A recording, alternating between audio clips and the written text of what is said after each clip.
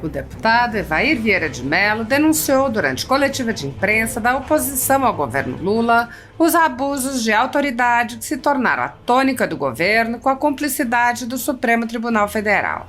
O deputado apontou: nos últimos anos, temos presenciado episódios preocupantes no Brasil que merecem uma análise profunda e responsável.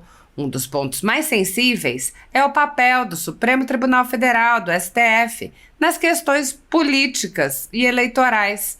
A atuação dessa instituição, que deveria se limitar à interpretação e aplicação da Constituição, muitas vezes tem sido vista como uma interferência direta no equilíbrio entre os poderes. Esta judicialização excessiva de decisões políticas não apenas desestabiliza o sistema, mas também cria um ambiente de desconfiança generalizada, com impacto, inclusive, agora, na economia. O deputado apresentou vários exemplos dos abusos de autoridade, como a cassação dos direitos políticos do ex-presidente Jair Bolsonaro, a perseguição aberta a parlamentares legitimamente eleitos pelo povo e as prisões políticas, tudo sem qualquer respeito à Constituição, às leis ou ao devido processo legal. Evair de Mello afirmou: o caso recente da prisão do general Braga Neto é um capítulo ainda mais alarmante, quando vemos um general de alta patente sendo preso sob condições que ignoram prerrogativas legais e direitos básicos de defesa. Entendemos que estamos diante de um cenário muito perigoso. Prerrogativas constitucionais, como o direito ao contraditório, a ampla defesa e a presunção de inocência, não podem ser ignoradas ou flexibilizadas, independente de quem seja o investigado. Nesse contexto, as investigações sem critérios, decisões desproporcionais e ações que rasgam as garantias legais colocam em xeque os pilares do Estado de Direito.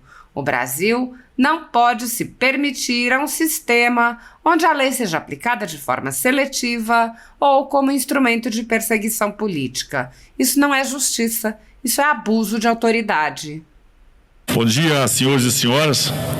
Só de ouvir nessa manhã que a Dilma está sendo preparada para ser o possível plano B, caso o Lula não dispute a reeleição, o nosso dia começa muito mal. Não é a notícia que eu queria ouvir na primeira hora da manhã. Mas, naturalmente, nós nos reunimos aqui para discutir um tema central para o futuro da nossa nação. O abuso de autoridade e as implicações de ações que muitas vezes ultrapassam os limites constitucionais, ameaçando a democracia, a liberdade e a justiça. Nos últimos anos, temos presenciado episódios preocupantes no Brasil que merecem uma análise profunda e responsável.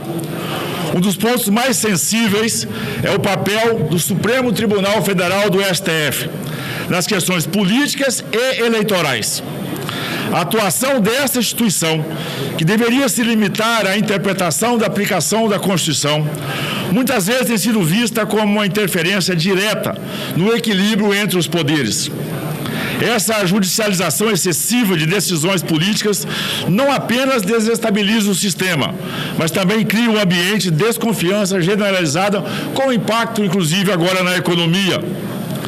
A cassação dos direitos políticos do ex-presidente Jair Bolsonaro é um exemplo emblemático dessa controvérsia. Independente de nossas opiniões sobre sua gestão e suas ações, é fundamental que o princípio do devido processo legal seja respeitado. Cassar os direitos políticos de um ex-chefe de Estado sem critérios claros ou transparentes lança dúvidas sobre a imparcialidade e a motivação dessas decisões. Isso enfraquece a credibilidade das instituições e acende um alerta para todos aqueles que acreditam na democracia. Além disso, temos assistido uma preocupante escalada das investigações e processos contra deputados federais e outras autoridades eleitas, muitas vezes sem critérios claros, sem o devido respeito às suas garantias constitucionais. Representantes do povo, que somos nós, eleitos democraticamente, estão tendo suas vozes caladas e seus mandatos interrompidos, o que representa um ataque direto à soberania popular e ao funcionamento pleno do Congresso Nacional. O caso recente da prisão do general Braga Neto é um capítulo ainda mais alarmante. Quando vemos um general de alta patente sendo preso sob condições que ignoram prerrogativas legais e direitos básicos de defesa, entendemos que estamos diante de um cenário muito perigoso. Prerrogativas constitucionais, como o direito ao contraditório, a ampla defesa e a presunção de inocência, não podem ser ignorados ou flexibilizados, independente de quem seja investigado. Neste contexto, as investigações sem critérios, decisões desproporcionais e ações que rasgam as garantias legais colocam em xeque os pilares do Estado de Direito. O Brasil não pode se permitir a um sistema onde a lei seja aplicada de forma seletiva ou como instrumento de perseguição política. Isso não é justiça, isso é abuso de autoridade. Nosso dever, portanto, como cidadão, é exigir o respeito às leis, à Constituição, não importa quem esteja no poder ou quem seja o investigado. Não podemos permitir, meu líder Zucco, que o arbítrio tome o lugar da justiça. As instituições precisam ser guardiães da democracia, não instrumentos de opressão e manipulação. Por fim, faço um apelo que o diálogo, o respeito às diferenças, a defesa intransigente dos direitos constitucionais sejam os guias da nossa sociedade. Só assim poderemos construir um Brasil verdadeiramente democrático e justo, onde a lei é aplicada de forma igual para todos, sem excesso ou desvios. Como eu sempre digo, vai vendo, Brasil! Valeu, vai! Bom, gostaria de chamar... Na conjuntura jurídica atual do Brasil, muitas pessoas estão sendo tratadas como subcidadãos e subhumanos, sendo perseguidas implacavelmente por medidas judiciais invasivas e arbitrárias, sem direito razoável ao contraditório e à ampla defesa, pelo simples motivo de terem manifestado apoio ao ex-presidente Jair Bolsonaro. Por expressarem suas opiniões, são alvo de CPIs, de inquéritos secretos conduzidos pelo ministro Alexandre de Moraes no Supremo Tribunal Federal, ou são vítimas de medidas arbitrárias como prisões políticas, apreensão de bens, exposição indevida de dados, entre outras. O ex-presidente Jair Bolsonaro chegou a advertir em um pronunciamento para uma manifestação da subprocuradora Lindor Araújo, da Procuradoria-Geral da República, que denunciou o uso da técnica da Fishing Expedition por parte do ministro Alexandre de Moraes. A técnica é comum nos inquéritos conduzidos por Moraes contra adversários políticos, jornais independentes e cidadãos que se expressam de maneira crítica contra a conduta de ministros da Suprema Corte. Neste modus operandi, o investigador promove uma devassa em pessoas escolhidas por ele para procurar algum indício, algum motivo para acusação, em contrariedade ao preconizado pelo direito que deveria investigar fatos.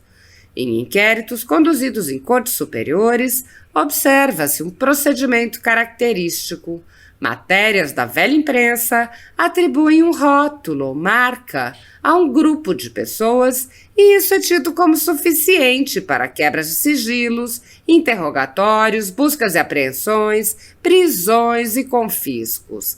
As matérias e depoimentos de pessoas suspeitas são aceitos sem questionamento e servem de base para medidas cautelares contra as pessoas marcadas. Após promover uma devassa nas pessoas e empresas, no que é conhecido como Fishing Expedition, os dados são vazados para a velha imprensa, que então promove um assassinato de reputações que dá causa a novas medidas abusivas. Conforme vários senadores já notaram, os procedimentos são comumente dirigidos aos veículos de imprensa independentes em evidente tentativa de eliminar a concorrência, controlar a informação e manipular a população brasileira.